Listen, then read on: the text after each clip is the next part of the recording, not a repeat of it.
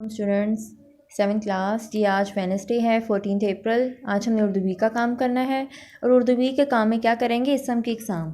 ठीक है, इसम के कितने एग्ज़ाम हैं ये देखें, यहाँ पर लिखा हुआ है। इसमें जामिद, इसमें मस्तर, इसमें मश्तक, इसमें नकरा और इसमें मारफा। ये आपने इनके पहले नाम याद करने हैं, इसी तरह लिखना है और उसके बाद आपने इनकी डेफिनेशंस लिखनी है। ठीक है, इसमें जामिद देखें, इसमें जामिद के मायने है जमा हुआ। जामिद वो इसम है जो ना तो ख़ुद किसी इसम से बना हो और ना इससे कोई इसम बन सकता हो, मसलन किताब, कुर्सी, कलम वगैरह। ठीक है, इसमें जामिद क्या है, इस जामिद का मतलब क्या, जमा हुआ वो इसम जो ना तो ख़ुद किसी इसम से बना हो ना इससे कोई दूसरा इसम बन सकता हो, मतलब किताब, कुर्सी, कलम वगैरह।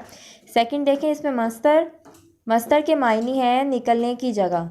मस्तर वो इसम है जो ख़ुद तो किसी इसम से ना बना हो मगर उससे कई अल्फाज बनाए जा सकें, मसलन लिखना, पढ़ना, देखना, सुनना वगैरह।